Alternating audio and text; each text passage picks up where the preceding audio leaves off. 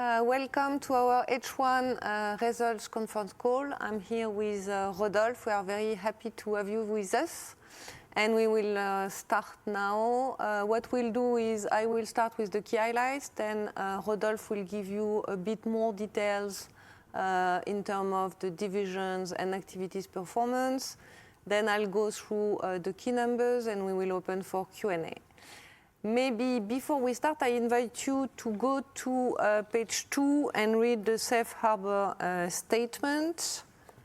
So I give you a few seconds to do that.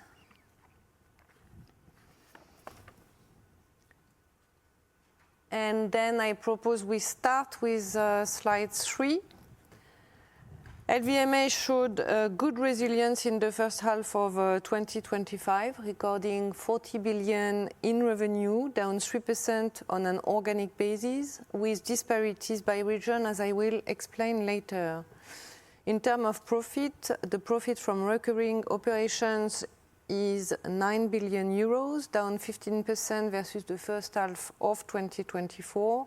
Although operating margin remains excellent at 22.6%, which is 150 basis points above the first half of 2019.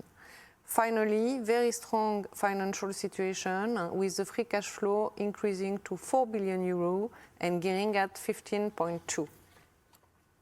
Turning to slide 4, a few qualitative comments on the key highlights of this first half.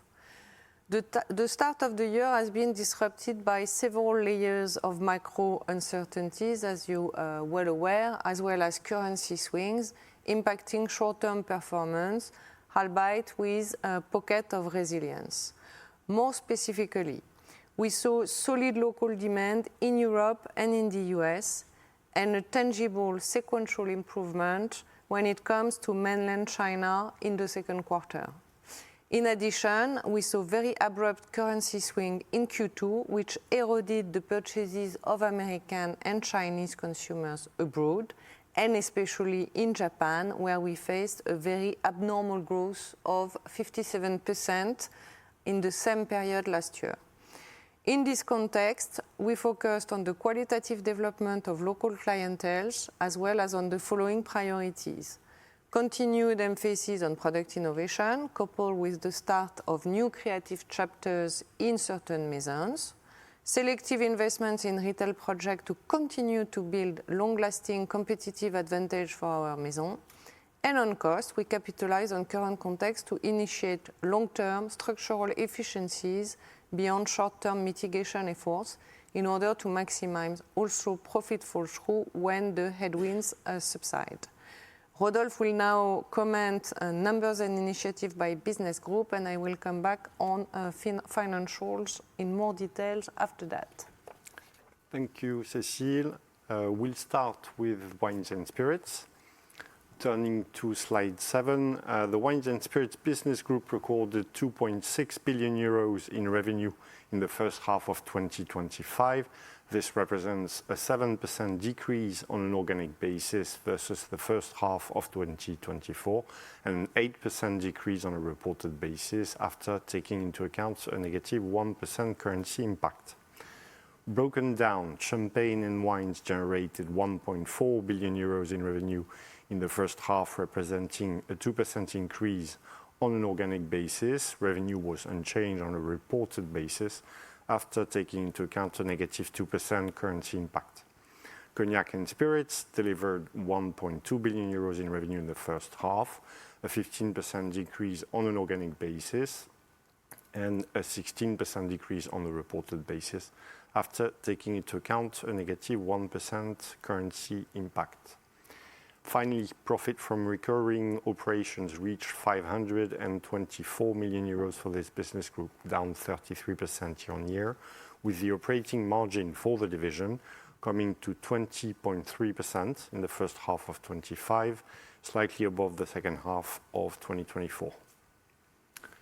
On slide 8, the first half performance of champagne and wines benefited from improving trends in the second quarter in Europe, driven by stronger sell-in for champagne, and in the US by improving trends at Veuve Clicquot and Dom Pérignon as well as continued international expansion of rosé wines. Champagne also benefited from improved selling in Japan in the second quarter.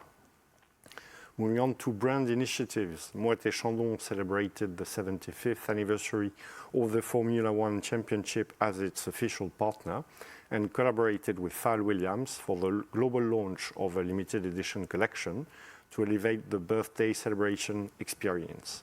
Ruinart and Veuve Clicquot gained market share on their key markets, and Veuve Clicquot continued to support its value strategy, with the launch of La Grande Dame 2018 vintage. Dom Pérignon launched a new brand platform and unveiled a communication campaign highlighting its values and ties with artists. In cognac and spirits, the uncertainties related to tariff weighed on cognac demand in the US and China, although Hennessy's depletions were better than selling in the US. Hennessy also highlighted the versatility of its VS quality to enhance cocktail recipes with a communication campaign called Made for More. Elsewhere, a new marketing campaign for Glenmorangie featured Harrison Ford and the Maison's distillers. Turning to fashion and leather goods, on slide 10, revenue reached 19.1 billion euros for the first half of 2025, down 7% on an organic basis and down 8% on a reported basis after taking into account a negative 1% currency impact. Profit from recurring operations reached 6.6 billion euros, down 18% year-on-year, notwithstanding good control of operating expenses, which were further reduced compared to the first half of 2024. As a result, operating margin reached 34.7%, well above long-term average of about 30% in the first half. Moving on to slide 11, which details performance by brand, Louis Vuitton continued to display its pioneering mindset and exceptional craftsmanship through a wide array of initiatives, including a new collaboration with Takashi Murakami, as well as spectacular fashion shows from Nicolas Ghesquière and Pharrell Williams presented at the historic Cour d'honneur du Palais des Papes and the Centre Pompidou. The Maison also unveiled a unique new space in Shanghai, drawing amazing interest well beyond the city itself and highlighting Louis Vuitton's ability to express its DNA, the art of travel, through a wide diversity of differentiating experiences. Louis Vuitton also continued to innovate in its core leather lines and announced the launch of La Beauté Louis Vuitton, its new cosmetic segment, with first products available this autumn. Lastly, Louis Vuitton kept building on its involvement in major sports, including as official partner of the Real Madrid. Moving on to Christian Dior, the brand began a new chapter in its history with the arrival of Jonathan Anderson as head of creation for men's and women's couture and accessories, with the debut men's show achieving more than 1 billion views on social media. This follows the presentation of the final collections designed by both Maria Grazia Chiuri and Kim Jones for women's and men's respectively. Dior also saw good success of new bag innovation, including the D Journey and Dior Toujours, which was complemented with new shapes, and the unveiling of its new high jewelry collection, Dior Exquis, designed by Victoire de Castellane.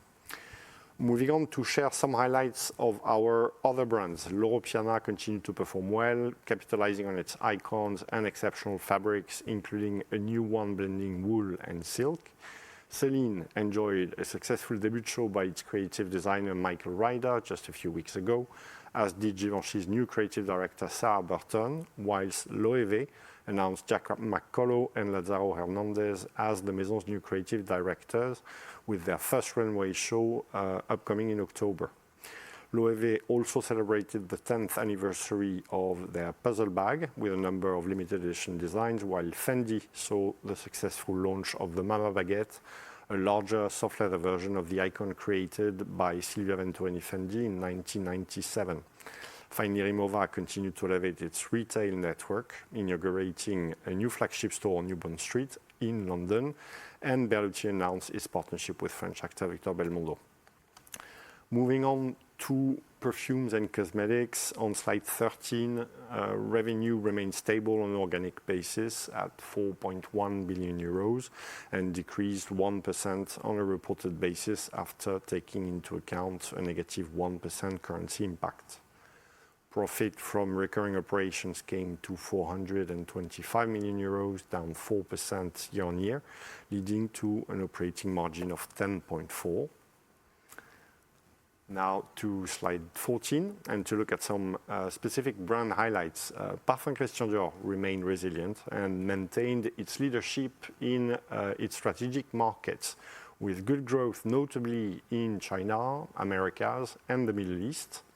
The new Eau de Parfum version of the iconic J'adore and the launch of Dior Homme, reinterpreted by Francis Kurkdjian, contributed to this resilience, along with the Collection Privée high perfumery line, enriched with a new Bois Talisman scent. In makeup, the Maison enjoyed the global success of its Forever foundation, as well as rising demand for the latest additions to the Dior Addict and Backstage ranges. Parfum Christian Dior also pursued its sustainability initiatives and committed to rewilding large natural habitats in partnership with the Worldwide Fund for Nature. A few comments on our other brands. Guerlain benefited from strong growth in Europe, the US, and the Middle East, as well as from good performance in key franchises, such as Rouget in makeup, L'Art et la Matière, and Aqua Allegoria in fragrances. Also doing well in fragrances were Givenchy, with its three key franchises, L'Interdit, Gentleman's Society, and Irrésistible, as well as Maison Francis Kurkdjian and Aqua di Parma, which opened the door of its newest flagship, Rue Saint-Honoré in Paris. Parfum Loewe also delivered significant outperformance. Finally, in makeup, Benefit successfully launched Bad Girl Bounce Mascara, one of its historical bestsellers, and consolidated its leadership in brow care. Next, turning to watches and jewelry on slide 16, where revenue for the first half of 2025 reached 5.1 billion euros, unchanged on an organic basis and down 1% after taking into account a negative 1% currency impact. Profit from recurring operations came to 762 million euros in the first half of 2025, down 13% year-on-year. EBIT margin reached 15%, improving sequentially compared to the second half of last year. On slide 17, we showcase some of the initiatives of our watch and jewelry maison, starting with Tiffany, whose iconic lines Tiffany T, Lock, Hardware, Knot continued to achieve strong growth and to rise in the mix. The Maison also continued to move forward with its store renovation plan, with nearly one-third of the network now featuring the new store concept and outperforming, and enjoyed the recent opening of its latest flagship store in Europe on Via Monte Napoleone in Milan. Tiffany also unveiled its latest high jewelry collection, Sea of Wonders, inspired by Jean Schlumberger's aquatic designs. Bulgari kicked off celebrations of the Year of the Snake in China with a unique art exhibition in both Shanghai and Seoul, inspired by one of its most iconic and successful designs, Serpenti. Bulgari also continued to capitalize on its very strong legitimacy at higher price points with its Polychroma collection in high jewelry and a new record for the world's thinnest tourbillon watch with the Octo Finissimo Ultra Tourbillon, marking its 10th world record in fine watchmaking. The Maison also unveiled its new flagship store in Milan on Via Monte Napoleone and its newly expanded manufacture in Valenza. Finally, Chaumet and Fred continued to innovate on their iconic lines, B for Chaumet and Force 10 for Fred.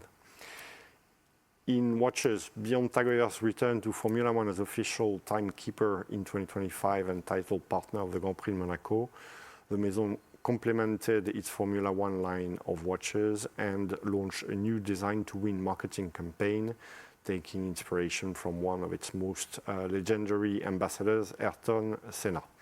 And finally, Hublot celebrated the 20th anniversary of its Big Bang collection, and then it's its 160th anniversary. Now moving on to our last business group, selective retailing. On slide 19, you can see revenue reached 8.6 billion euros, up 2% organic and flat reported after taking into account a negative 2% currency impact. Profit from recurring operations rose to 876 million euros in the first half of 2025, an increase of 12% year-on-year, with the operating margin rising 110 bips to 10.2. Final slide of our business group, turning to slide 20. Sephora had a good start to the year with solid growth in Americas, Europe, and the Middle East, supported by the excellent performance of its store network, where Sephora continued to gain market share in its key geographies, as well as in more recent ones like the United Kingdom. All product categories contributed to growth, with notable momentum in fragrances, and Sephora, of course, continued to cultivate its selection of exclusive brands, as well as its commitment to diversity and inclusion. DFS showed improving profitability in the first half of 2025. It undertook a series of measures to reduce costs and streamline its operations, including the decision to close the Galleria in Venice, and finally, Le Bon Marché once again posted revenue growth driven by its differentiated range of product and rich array of cultural events. The group also strengthened the organization of its department stores by implementing a shared governance structure for La Samaritaine and Le Bon Marché. This concludes the business group presentation, and I now pass back to Cécile for financial results. Thank you, Rodolphe. Moving on, slide 22. First half revenue reached 40 billion euros, down 3% on an organic basis and down 4% on a reported basis, including a negative 1% currency impact. If we move to slide 23 on the geographical balance, you can see that our regional mix remains well balanced, with Europe at 25, US 25, Asia is down 2 points to 28, Japan is down 1 point to 8%, and other markets increasing 2 points to 14%, which I will explain further on the next slide so that you understand the geographical move of the performance sequentially. Moving to slide 24. Here you have a good illustration of the regional disparities that I highlighted in my introduction, and it deserves a bit of observations. Europe and US are flat, whereas trends in Asia are much more negative, which is not particularly surprising in the context of a downturn in China, but it's worth highlighting. The impact of currencies I was mentioning in the introduction on tourism is very visible and requires a few explanations. In the West, the impact of tourism is measured but visible. Euro strength penalized touristic purchases in Europe in Q2, whereas the US region improved modestly. In Asia, the impact of tourism is much more significant, as Japan benefited from exceptional demand last year driven by the yen weakness, and we saw the reversal of this in Q2. Outside Japan, Asia improved in Q2, driven by local consumption. Turning to slide 25, which summarizes organic revenue growth by business group. A few comments here. Wine and spirit and fashion and leather goods are both down 7%. In the case of wine and spirits, it is mostly driven by demand in cognac. In the case of fashion and leather goods, by Asia and weaker touristic business. Perfume and cosmetics are flat. Here too, there are significant contrasts between local markets, which are positive, and travel retail, which remains negative. Watches and jewelry are flattish, with modest growth in jewelry offset by watches. The contrast with fashion and leather goods comes from Asia and Japan, where jewelry brands face much easier comps. Europe and US are not very different. Finally, selective distribution delivered 2% organic growth. driven by Sephora and with DFS improving sequentially versus the second half of 2024, but remain, of course, impacted by tourism. Slide 26. Organic growth in Q2 was close to the first quarter at group level, but with two big moving parts. The first one we discussed is fashion and leather goods, which faced more difficult comps than group average in Japan in Q2 last year, and this market explains most of the sequential slowdown. Two divisions improved sequentially. Wine and spirits, mostly driven by better selling in champagne in Q2, and selective distribution driven by better trends at both Sephora and DFS. Let's now move to operating income by division on slide 27. Wine and spirits saw the most significant drop, driven by negative volume and mix impact, along with continued inflation in cost of goods sold. Fashion and leather and watches and jewelry are close to group average, but with different situations. In fashion and leather, top-line evolution led to gross margin deleverage, while we managed to contain OPEX. And in watches and jewelry, profits are resilient in jewelry despite continued investment in the renovation of distribution network at Tiffany. Watches saw a more pronounced decline in percentage terms. Perfume and cosmetics reflect contrasted trends. Modest decline overall, driven by the brands which are more exposed to Asia and travel retail. Parfum Christian Dior was less exposed to these headwinds, given its particularly selective distribution strategy. Finally, selective distribution delivered a very good performance, driven by Sephora, which is growing both in revenue and profits, and very tangible efforts to reduce the losses at DFS. A few comments, slide 28 on the income statement. Firstly, gross margin delivered as a consequence of a sales decline, including underutilization of capacity and some inflation in cost of goods sold. Operating expenses also contributing to the decline in profits, but were contained, with a 2% decline in marketing and sales expenses and a 5% decline in G&A, which reflects the discipline in cost in the current context. I will comment the financial results on a specific slide. Maybe stop on the tax rate, which increased by 4 points to 30.9%. 100% of this increase is connected to the booking of the first part of the surtax in France. So we've booked 317 million. The overall amount is a bit more than 700, and everything will be paid at the end of the year. Finally, minorities decline in line with profit at MH, partly offset by the reduction of losses at DFS. Slide 29, a few comments on operating income constituents. As you can see, perimeter impact was very negligible. Currencies had a negative 225 million impact, reflecting limited transactional and translation impact from currencies, but also the anniversary of relatively significant hedging gain in H1 last year. In the second half of the year, we will have higher transactional and translation impact if we extrapolate, of course, the rates that we have today, and we should benefit from stronger hedging gain. Moving on, slide 30 on the financial result, the cost of debt is broadly unchanged. The main evolution is linked to the revaluation method in mark-to-market of our investment financial portfolio, which led to an increase in value, but smaller than the one we had in the year before.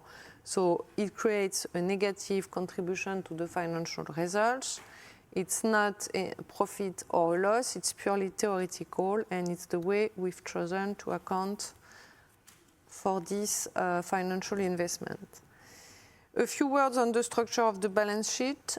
Currencies had a significant impact on most balance sheet lines in euro terms, and this applied both to assets and liabilities. So the structure of the balance sheet is, as a result, quite similar to end of last year.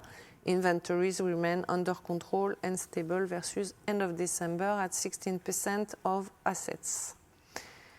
Slide 32 illustrates the very strong financial position of LVMH with, as I said in the beginning, a 4 billion cash generation in H1, up 29%. This evolution is explained by a strong improvement from working capital offsetting fully the decline from profits. Taxes contributed a bit more than 500 million. This is not including the French surtax that we will pay at the end of the year. And finally, investments also decreased modestly in euro terms in the tune of 370 million euro. Overall, this leads us to an H1 where our net debt declined by almost 2 billion and gearing now stands at 15%. And we are proposing an interim dividend as a consequence that will be stable. Maybe a few words to conclude the presentation, and then we will move to Q&A. If we look at H1, we can see that the performance was distorted by a macro context with a significant impact on touristic demand. Whilst the situation has weighed on our gross margin, we were able to contain the leverage on OPEX, and we will continue. Not with a view to do less, it's very clear that we will continue to invest, but with a view to do and manage to find more structural efficiencies. Currency moves allows us also to focus more qualitatively on our local consumers, and we believe it's a healthy situation to build a closer and qualitative relationship locally with our customer, and it has proven on many initiatives, it has proven important and successful. Product innovation has been and continues to be a key focus with tangible successes across all of our brands. There is more to come in retail, product offering and new creative chapters as commented by Rodolphe. Finally, we have been selective and demanding, but we have kept investing in the most promising projects. And you have a good illustration of this dual mindset in the delivery of the free cash flow in the first half. Investments remained elevated, but we were able to generate incremental cash through lean management of inventories in particular.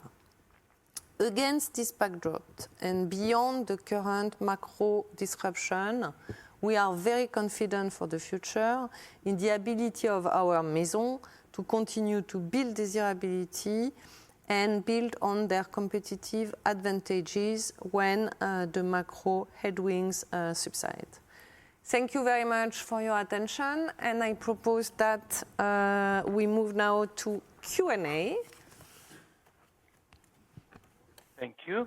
Ladies and gentlemen, if you wish to ask a question at this time, please signal by pressing star 1 on your telephone keypad. If you wish to cancel your request, please press star 2. And please make sure the mute function on your phone is switched off to allow your signal to reach our equipment. And our first question is from Louise Singlehurst from Goldman Sachs. Please go ahead. Hi, good afternoon, everyone. Thank you for taking my questions, Cécile and Rod. I just wondered if I could follow up on a couple of the early points that, Cécile, you mentioned at the beginning of the presentation. I think you mentioned that you're seeing a tangible improvement in China, and I wondered if you could just give us some colour around what you are seeing, particularly within the fashion and leather division, but also just broadly across the business, given the scope of the offer within the LVMH portfolio. And then secondly, I think you touched upon long-term efficiencies. And again, I wondered if you could give us some colour around, where is the most opportunity, what are you looking at within that, and divisional colour would be very helpful. Thank you. Thank you, Louise. On China, yes, we have seen tangible improvement locally. We've seen that in Q2 mainly, and this has been driven also by some initiatives and some repatriation of the big drop that we've been seeing in touristic demand from Japan. So overall, it has improved a few points in terms of growth. It's still negative, but it's high single-digit negative and much improved. So that's on the part of the Chinese. What we see in China is that whenever we do and we come to create initiatives as Louis Vuitton has done, for example, you take the boat in Shanghai, very unexpected. It's a space that is absolutely unusual, that mixes both exposition around the story and the culture of the brand, retail space, lifestyle, something that only Vuitton can do. And this is creating a lot of traffic. There are many visitors. The retail space is starting with a very strong start. And overall, it creates also a halo on the brand. So you might like it, you might not like it. We are not going to build 400 boats, but overall, we see that we are able to create connection and qualitative development on the local clientele. We mentioned China because it was your question, but it's much beyond China.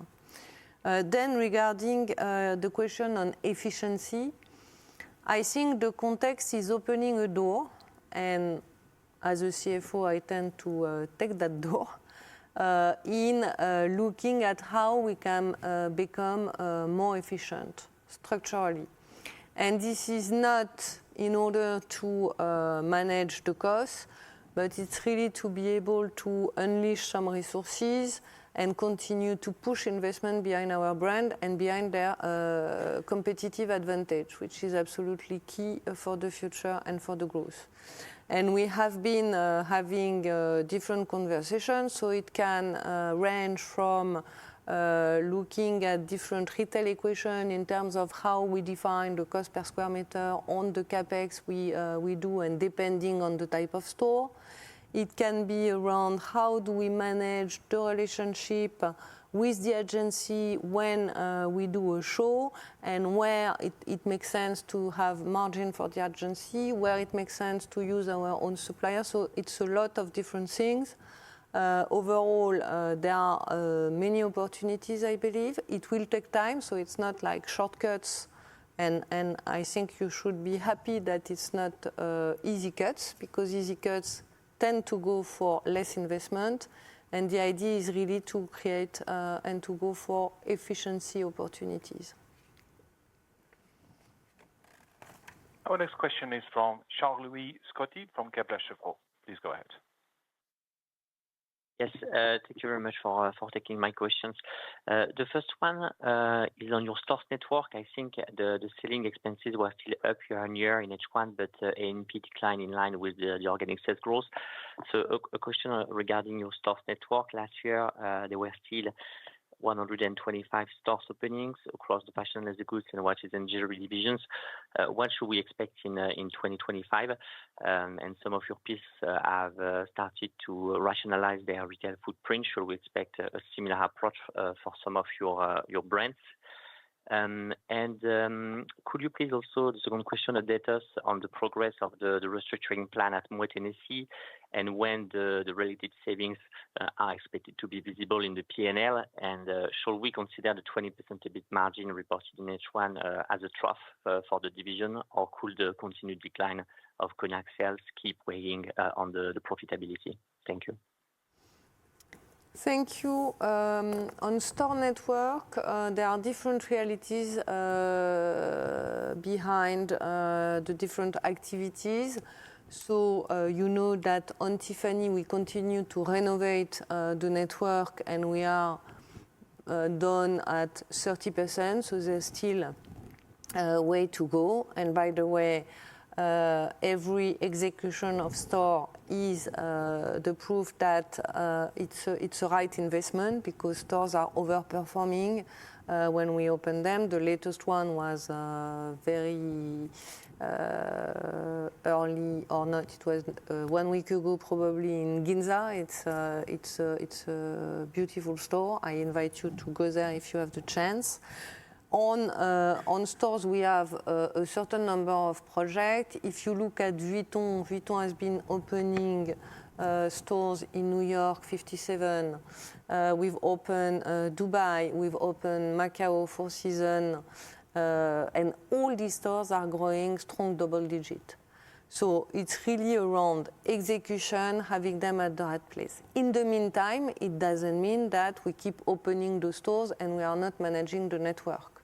So if you look, depending on the countries, depending on the brands, there are also closure of stores that we believe are not going to create value or growth for the future.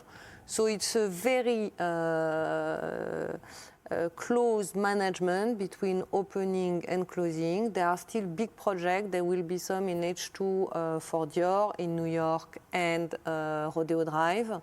But we are also very mindful in order to ensure that when we open, we close, and we are monitoring the one you don't see, let's say, very closely in terms of efficiency, productivity at the store. So we'll continue to do that. So there will be openings, there will be some closing, but all in all, we are continuing to develop our retail network.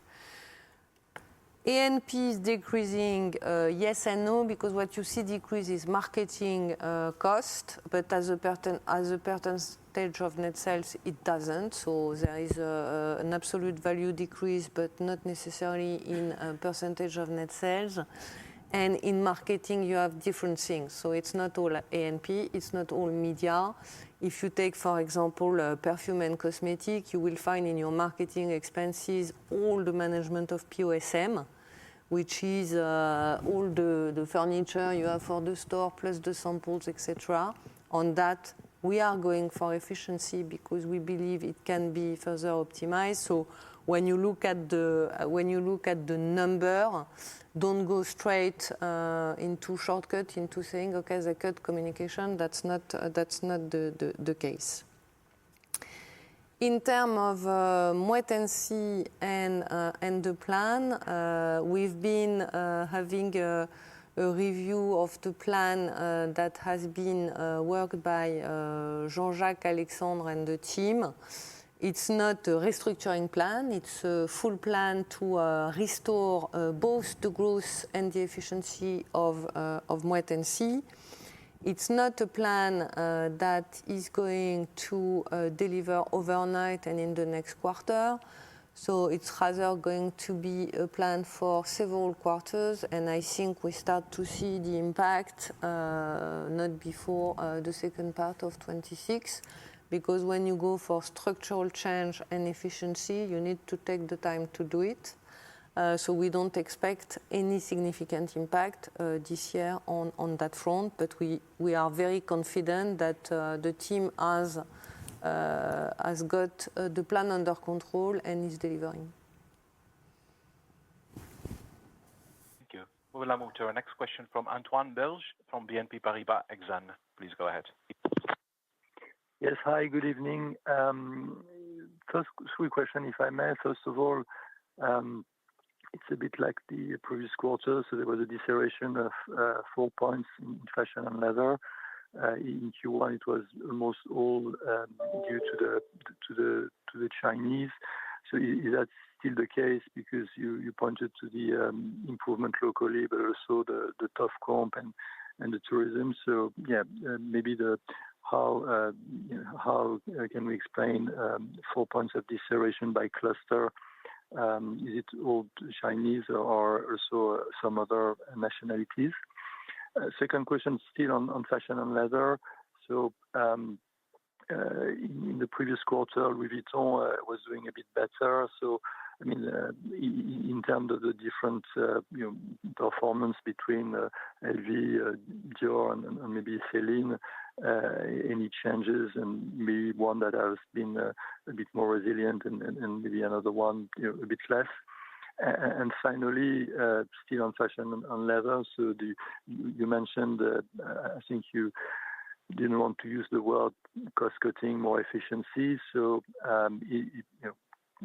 is there maybe a willingness to protect a 35% margin in that division? That's something that you achieved in both H2 last year, but also in H1 this year. Thank you very much. Thank you, Antoine. My English is not that good, but I knew the term I wanted to use, and it was efficiency. Exactly for the reason that, for me, efficiency is sustainable, cost-cutting is not sustainable. So the difference is not a detail.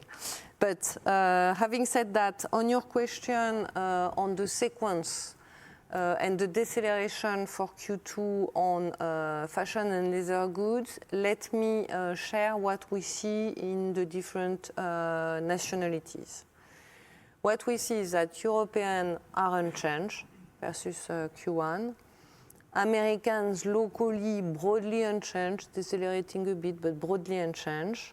But tourism decelerated for Americas because you know that we started the year with the US dollar at 1.04 and we are now at 1.17. So there was a big swing that created a slowdown on that part, but it doesn't make a big impact to the overall picture. So the bulk of the decline comes, as you said, from Asia, and more specifically from tourism in Japan, which is the reversal of what we saw last year.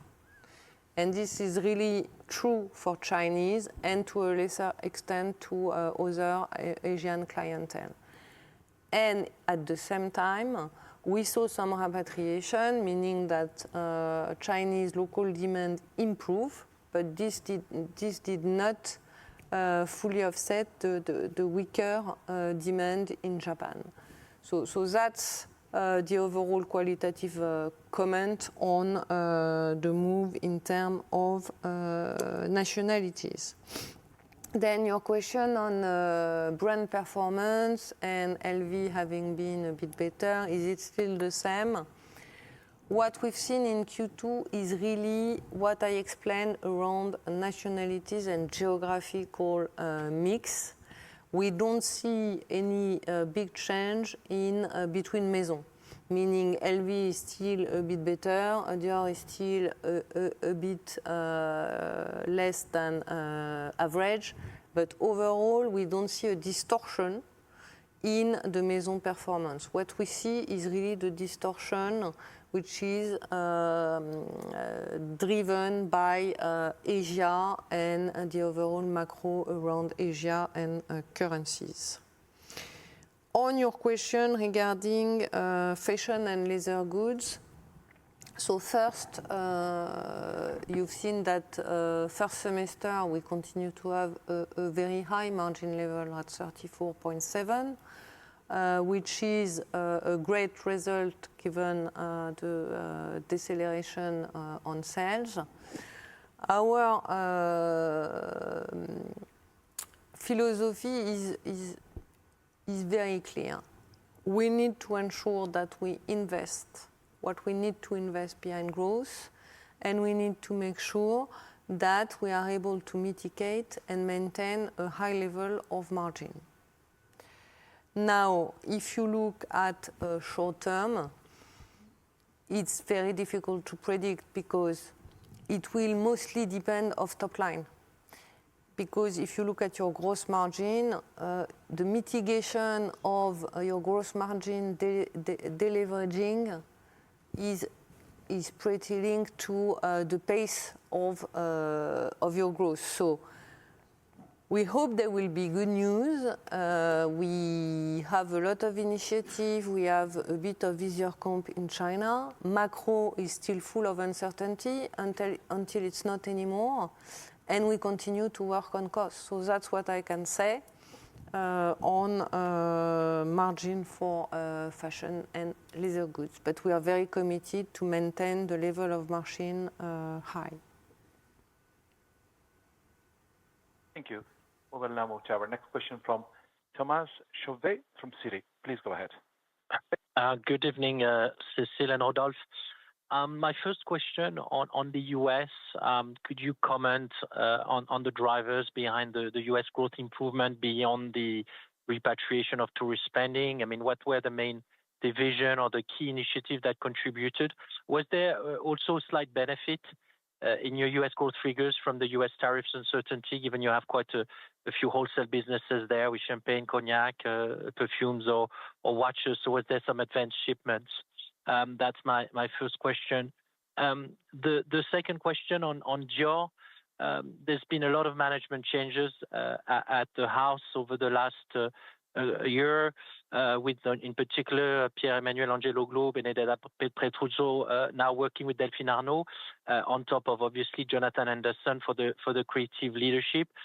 Where do you see the key opportunities now that you have a full house to adjust, product strategy, distribution, communication, and do you have any further feedback from the first show that was held in Paris a few weeks ago beyond what we read in the specialist fashion press? And just finally on FX, when you mentioned the second half outlook, so greater hedging gains expected, but at the same time, probably worsening transaction impact. Where does that leave you in terms of the potential margin dilution in the second half from FX? It wasn't very material in the first half. Thank you. Thank you. Looking at the US, maybe the US performance and improvement, several drivers. First one on wine and spirit, where we had some improvement in champagne, globally, but also in the US. The second one is that sequentially we had a better performance and an acceleration of growth at Sephora. So that played a role there. And the last one, to a lesser extent, is the sequential improvement of the performance at DFS, even if they are still impacted by tourism. So all this effect lead you to the improvement, because as I said, on the rest, the American demand overall is broadly unchanged, a bit less, and then there was tourism, but which doesn't impact US. On your question regarding advanced shipment in tariff, we don't have that. We have not pushed shipment to distributors or wholesales. We might have some stocks on our balance sheet in the US, but we have not put some advanced shipment. On Dior, I think it's a mix of a lot of things. First, your question on Jonathan Anderson, yes, the feedback were very positive.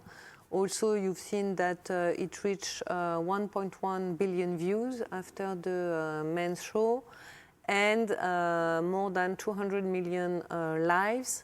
If you go into the stores, which I encourage you to do, and you meet with the salespeople and the clients, everyone is very excited, very impatient. So I think we'll all have to be a bit patient, because going from the first men's show until the collection actually in the stores, it will take a bit more time.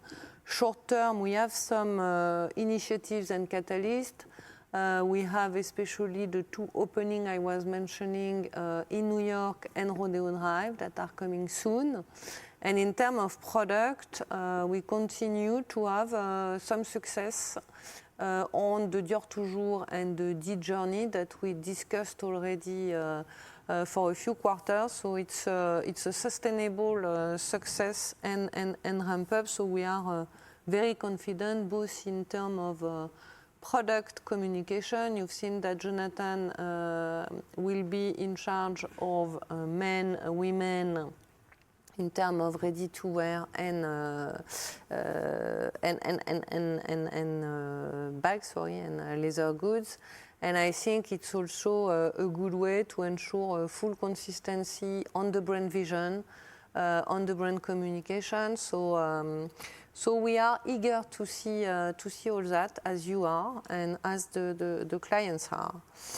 Then on FX, I think given the evolution during the first semester, it's indeed very difficult to predict an improvement in terms of FX impact in margin, because as you said, both translation and transaction will probably be higher.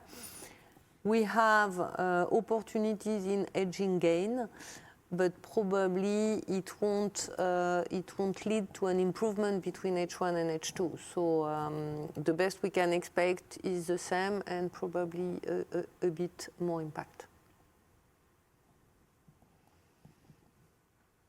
Thank you. We will move now to our next question from Luca Solca from Bernstein. Please go ahead. Yeah, good evening. My first question is on pricing.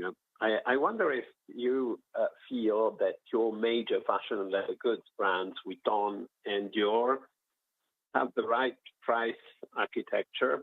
I'm asking this because we've seen smaller and more expensive brands, take Cucinelli as an example, are growing significantly faster, but also cheaper brands like Ralph Lauren or Coach growing faster. So I was wondering whether you're experiencing possibly a need to fine-tune your price architecture. And in this light, my question would be on dissecting the -9% that you produced in fashion and leather goods in the second quarter. If you could tell us a bit more about the drivers there in terms of price, mix, and volume, that would be ideal. Thirdly, on the senior management organization, we saw that recently Michael Burke has been coming back to a role in the US. I wonder if you could update us on how the senior management organization is developing and on Michael's new responsibilities, please. Thank you. Thank you. Is the price architecture right? Was your first question, Luca? What we are seeing in terms of shorter performance, let's all be clear, it's really around macro and currency swing. When it comes to price architecture, we had a lot of debate post-COVID where we had a very specific demand and there was a debate around industry pricing. For us, pricing is very clear. It needs to come with an improvement in the product, whether it's a quality, whether it's an adding functionality. We had a meeting the other day with Loewe and they're doing some innovation on the puzzle and they were adding functionalities, material, and in that case, it makes sense. And by the way, the clients are responding very well. So this is the core of what we do in price. We might do moderate pricing when it comes to offsetting some inflation or in certain case tariff, but it's not the core of it. You mentioned Cucinelli. We have the fastest growing quiet luxury brand in the group. So we know what you're referring to. And then on more specifically price architecture, if you look at the way Vuitton execute the portfolio of product, you have a first very focused approach on elevating the brands. I remind you that some people tend to say Vuitton has a very dispersed portfolio. More than 60% is leather goods at Vuitton. So you can also say it's the most focused brand. But having said that, the brand is very much focused to elevate on their main important clients and upper level bringing every time more sophisticated products, very high quality, very desirable. But you also need to connect with the younger generation. You also need to have some offer where you can meet them, onboard them, and then they can go through your value ladder. And we refuse to do that with cheap bags. So the way we do it is à la Vuitton. And Vuitton's way is always the best desirability, always the best quality, and you use accessible product category in order to do it. Perfume, small leather goods, and there are a few others.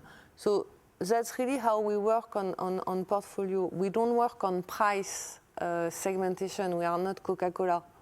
But we are working on bringing the best product, and with that, making sure that the value that is in the product is recognized by our clients. So that's really what we do, and this is what we will continue, because when you look at it, Louis Vuitton has continued to gain market share. And this is, if you remove the current context, something where Louis Vuitton has been leading for a while in the industry.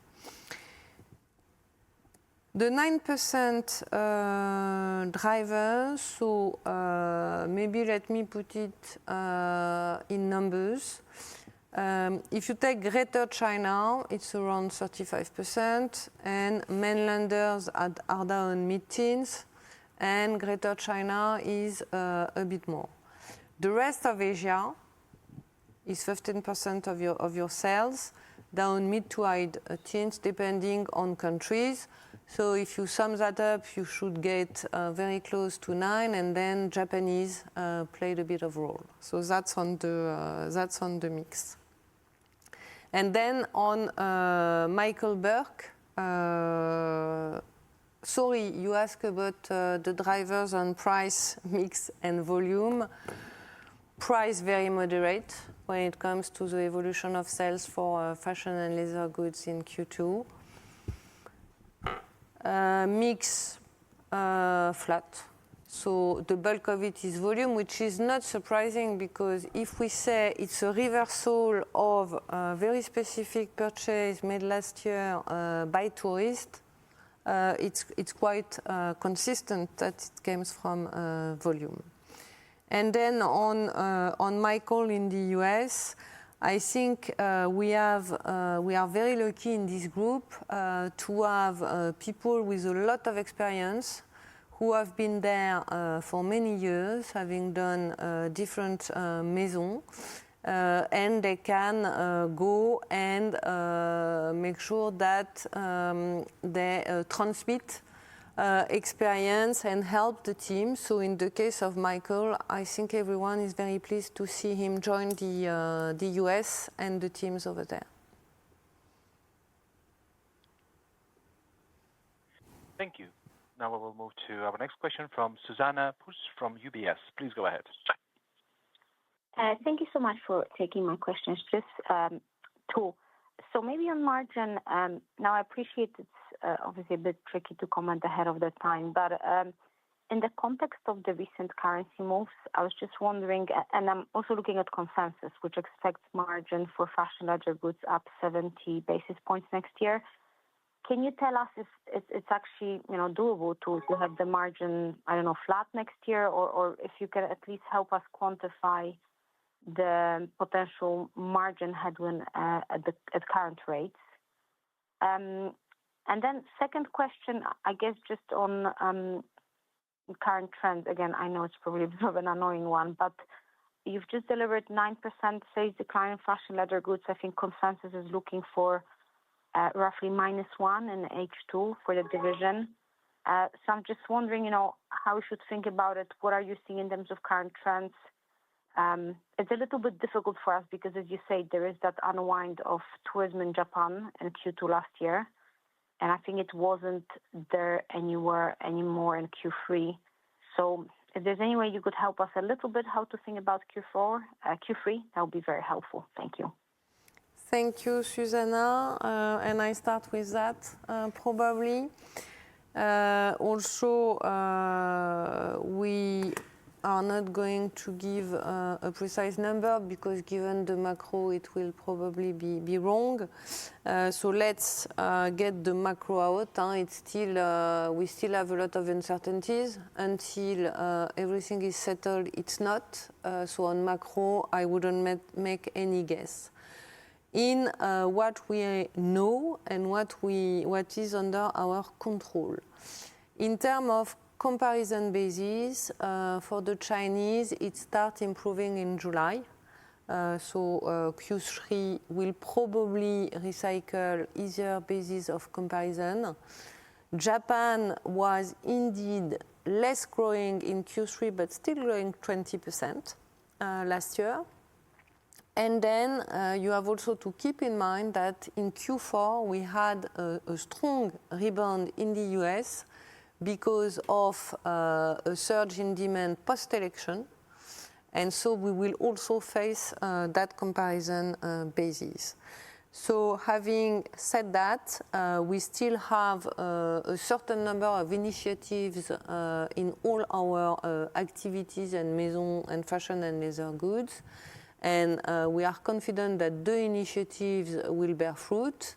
But the question is more on the macro and the speed at which it will recover, acknowledging that Chinese macro has not recovered yet and will still take a bit time. So yes, we see improvement and we're very happy. Yes, basis of comparison will ease, but Chinese macro is probably not out of the wood yet. Having said that, we are very confident because, as you know, we don't work for the next quarter. So we are very confident that once this headwind subside, we can regroup with growth, and we are preparing that. Thank you. We will now move to our next question from Edouard Aubin from Morgan Stanley. Please go ahead. Yeah, good evening, Cécile and Rodolphe. So just two questions for me on the selective retailing, which I guess top line was a bit better than expected, and it was the biggest beat in euro terms for the group in terms of division. As you mentioned, if you could please elaborate on what you mentioned earlier, Sephora and DFS. I think you talked about Sephora doing better than expected or accelerating in terms of what you're seeing in terms of market share and how you explain that. And in terms of DFS, if I understood correctly, the losses kind of narrowed, but you're still not at the break even. So that would be helpful. So that's question number one on selective retailing. And then the second question is on scope. And I think in the late 80s you had about 25 brands. I think you have over 80 brands today. I'm sure you're not going to give us in terms of an indication on a brand by brand basis of what you intend to do, but philosophically, are we more likely to see an expansion of your kind of portfolio of brands, or are we more likely to see a reduction over the next 1 to 3 years? Just wondering, where you see the group, how you see the group evolving in the next 2 or 3 years on that respect. Thank you. Thank you, Edouard. So on selective retailing, I'll start with DFS because it's probably shorter. The losses are narrowing, as you mentioned. We are still not break-even, but the work that has been done by the teams is very important in terms of putting the cost under control and closing a few destinations and gallerias. So we are going towards break-even, but we are not there yet. On Sephora, Sephora accelerated in Q2. Sephora's model around exclusive brand, differentiation, great experience in terms of shopping, together with the development of the network in the UK and in some other countries, is working very well. So we are very happy with the performance. Gaining market share in brick and mortar nearly everywhere, resisting well on the internet, but you know that the model of Sephora is absolutely to provide the right experience and exclusivity of brands. So it continues to deliver, and on top of that, they've been managing cost very well.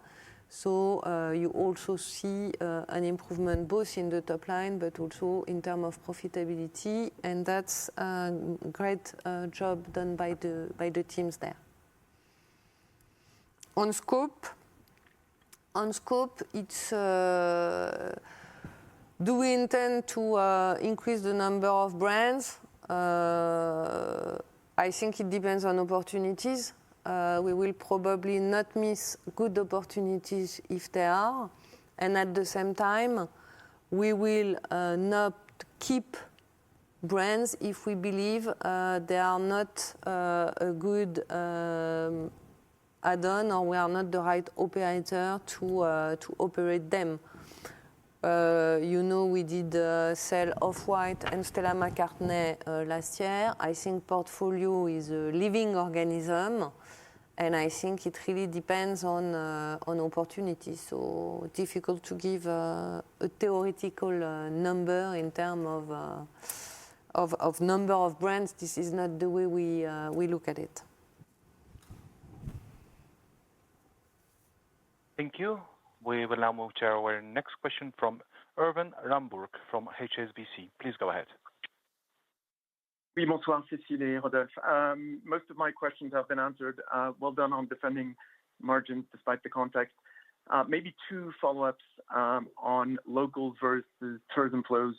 I understand Japan's basis of comparison is easing. Can you maybe remind us of what happened around the Olympics in Q3 last year?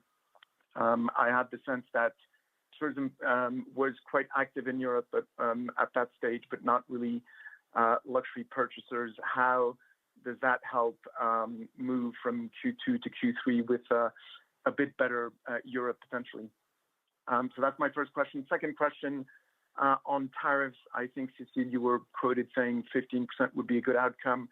I'm not asking you to guess what the outcome will be, but what have you been working on mostly? Is it intercompany pricing? Is it end consumer pricing? Is it possibly developing the supply chain further for Vuitton in the US? What are you spending most of your time tariff-related on before we get the outcome? Thank you. Thank you, Erwan. On the basis of comparison and your question around Europe specifically for Q3, we don't see much movement in terms of basis of comparison there. The real change in Q3 will be around China, and the real impact in Q4 will be on the surge of the growth of Americans last year. But EU, we don't expect a very big impact on comparison basis. On the tariffs, but I think we're working on a lot of things with or without the tariffs. And when it comes to efficiency in the model, trying to rebuild some oxygen, agility in the model, it can be sought for the tariff, but it can also be sought for other situations. To answer more concretely your question, and I think we had this discussion in Q1, there are several levers. Not all our activities have access to all levers. So we could do some moderate price increase in some activities, fashion and leather goods. We wouldn't do that in Moet & Sie because we don't want to increase prices there. In terms of supply chain, there are a few activities where we have levers to optimize the flows and the supply chain versus the topic around tariffs. So Vuitton, we mentioned we have some local production in the US, and we can increase that. If you take Tiffany, you have production in Europe and production in the US. There are ways to optimize the flow so that US serve US, Europe serve Europe. So there are different levers. It's different between brand and maison. Probably the one that will be the most difficult is Moet, because it has the less levers, because you can't move the production by definition, and your prices, you can't play too much with your prices. So probably that's where there might be an impact on margin. So we still have 3 questions. I suggest we take these 3 and then we can wrap up the call. Okay.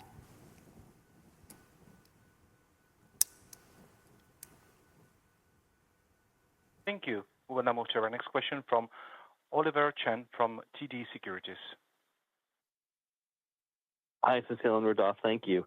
Regarding your operating margin containment, it's been really solid. What should we know about the fixed versus the variable key drivers in gross margin and OpEx, and also marketing dollars or rate as a percentage of sales, particularly within the fashion and leather division? Second point, you made a lot of really helpful comments on innovation plans ahead. Just how would you compare or contrast Dior relative to Louis Vuitton, and what you're doing to continue to electrify the brands and innovate at all price points? And then finally, the U.S. Sephora business, it's been a more competitive market in the U.S., particularly with Amazon and Beauty and other players like Ulta. Just what were you seeing with Sephora US as well? That sounds like you're very encouraged, and I know you had mentioned some of those competitive pressures previously. Thank you. Thank you. On operating margin, it's overall on selling expenses, because we gave a comment last year when we were talking about Japan around fixed and variable in terms of rents. Except for Japan, it's more fixed than variable, a bit less so in China, but it's around half. So that would be for the selling cost. Japan was really an exception as to the depth of variable rent that it bears. Then marketing, it depends how you see it. If you have a specific initiative and you need to push your communication, then it will increase, but it's also partly variable. If you have less, then you probably, depending on your market, there's part you can adjust. But I think ultimately, the way to look at that, and the context is opening a door for that, is how can we create more efficiencies? And there are opportunities to create efficiencies, and it's a bit everywhere. It's if you take so marketing, I mentioned POSM. So when you decrease marketing, it's not necessarily that suddenly you stop to communicate. When you look at fashion shows and you work with agencies to look how you structure and decouple the different pieces of the cost, so as to pay margin only on the creative part and make sure that you are the most efficient possible on costs that are not related to client experience or creativity, is something you can work on. So there are many ways you can work on, and I think fixed and variable is a bit theoretical, because the idea is really how you get the most efficiency out of your cost in order to get the most of investment behind your brand. On innovation, I wouldn't compare Dior and Vuitton, honestly. We are in different cycles, but we are very lucky in LVMH to have very best talents and very best creative directors. It's different journeys, but overall I think we are opening at Dior a new chapter, as we discussed, in terms of creation. The innovation that I mentioned are working well, and both brands are great, honestly, and they don't have the same role and the same life, and it's good like that. And then when it comes to Sephora in the US, Sephora is everything Amazon is not, actually. Because Sephora is about experience, differentiation, exclusive brand, enjoyment of shopping experience. And that's really what is Sephora, and that's what we are pushing in terms of competitive advantage, and that's bearing results because of the growth and the market share. So yes, there is competition, but at the end of the day, where we invest and our model is continue to deliver very strong results. So we are very happy with that. And Cécile, you said Sephora US was positive. Did I hear that correctly? Yeah. Thank you. We will now move to our next question from Daria Nasledysheva from Bank of America. Good evening. Thank you very much for taking my questions. I have two. First question is on fashion and leather margins. Could you please help us contextualize how much pressure out of the contraction came from gross margin versus operating expenses, particularly for this division in the first half?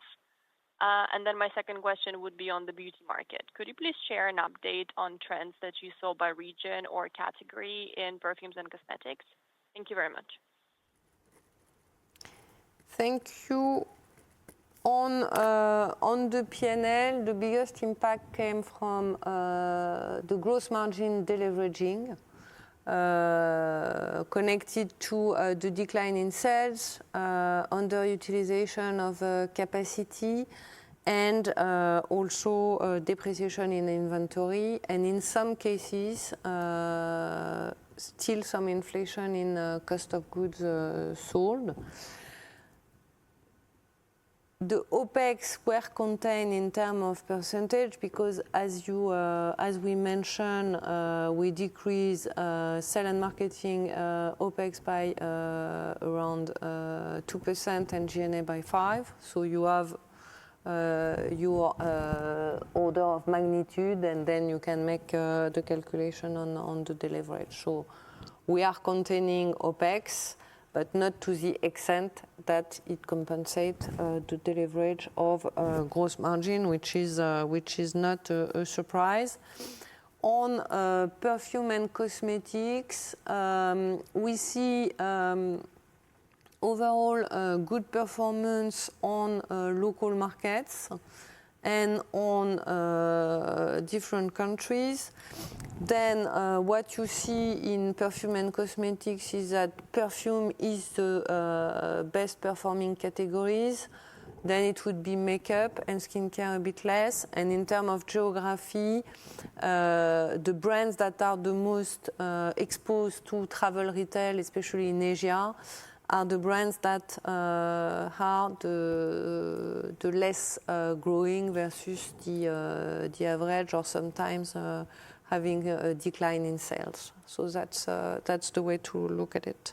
But overall, we have Parfum Christian Dior, which is the biggest one.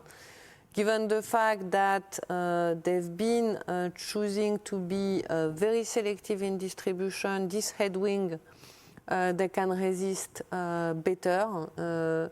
And they've been doing quite some innovations in makeup that worked particularly well. So they've been performing very well in makeup in the first part of the year. Thank you. And we will now move to our next question from Carole Madjo from Barclays. Please go ahead. Hi, good evening. Just two questions on my side. The first one, back on Loro Piana and the news we saw about the supply chain concern. Can you give us your take on the situation, how you're thinking of fixing this issue, and have you seen or do you expect to see some impact on the brand perception in the key markets? That's the first question. And then the second one, maybe to conclude and think about more longer-term perspective on, again, FLG and mostly LV. How should we think about the future growth drivers of the brand Louis Vuitton in the future as it becomes bigger and bigger, and as China also becomes, I think, more mature as a market? So do you still view price mix as the main driver in the future? I think you're launching beauty in the fall. Should we expect like more of these new ventures coming up in the future to diversify and drive more growth in the business? So just some color on the long-term growth prospects of LV could be interesting. Thanks. Thank you. So on Loro Piana, we were not satisfied with the situation, especially because we've been working a lot since last year on reworking on all the processes, making sure that we had more audit in place. So we've done like 5,000 audits last year. And what happened in Loro Piana overall is a subcontractor of a supplier that was hidden from us. So we couldn't know, let's say. It's not that we cannot do better in terms of control, but we didn't know. And the day we knew, we stopped the relationship with the supplier. This topic is beyond Loro Piana. It's a topic that the full industry in Italy is facing, and it's something that we will have all to manage collectively with the association, with the government as a whole. In the meantime, for us, it's very clear. We are reinforcing control. We are reinforcing the way we look at the relationship and the way we are going to control, both in terms of how we do the audit, how we look at the grid of audit. But it's not a Loro Piana issue. So to your point, it's not going to create, and it shouldn't create an impact on the image, because it's not what happened. Still, we need to make sure that collectively, with everyone, we can solve or at least improve the situation of the industry. That should be a very fair practices and clean supply chain. So we need to continue to work on that, and obviously there are still progress to be done. And long term for fashion and leather goods and LV, if we look at the fundamentals of Vuitton continue to lead in many markets. Why? Because first, Vuitton is totally dominating the retail space. I mentioned the recent stores that have been opened, growing strong double digit. I mentioned the kind of unexpected spaces like the Louis. We like it or we don't, but it's you need to go and see that place. But it's unexpected. It's something only Vuitton can do. We are not going to do 400 of those, but there might be a few down the road. In terms of product, there is absolutely no topic around changing pricing or changing strategy. The strategy of Louis Vuitton is focusing on always delivering the most sophisticated and qualitative product to retain the most important client and get some other from the upper segment. And the other one is connecting and continue to recruit from the younger generation, and that is not around down trading or doing cheap products, but it's around using the firepower and the DNA and the desirability of Vuitton and replicating it on more on accessible categories. So you mentioned beauty, which is one, perfume is one, small leather goods is another one. Then the third big competitive advantage of LV, and I think this audience would like it because we like numbers, it's the financial muscle and the firepower. Best productivity, best profitability, best cash generation, and leading to an unparalleled firepower to invest, invent, and continue to lead. So we are very confident on the long term. Once we go through the short-term headwinds on Vuitton, but also on our other brands. But because you mentioned about Vuitton, this is my answer. So it's not about price mix. If you look at Vuitton in the past 4 or 5 years, volume was 1/3 of the growth in terms of drivers. So we need to really understand the fundamentals and the way this brand has been growing year after year. And I think we need to extract a bit from the quarter because volumes have been fully part of Vuitton story, and they will continue to be. Well, thank you. There are no further questions in the queue. All right. Thank you very much. I hope it was helpful, and obviously Rodolphe and the teams are here to answer any follow-ups, and we'll be happy to see you all soon. And if we don't, have a great summer. Thank you very much. Thank you.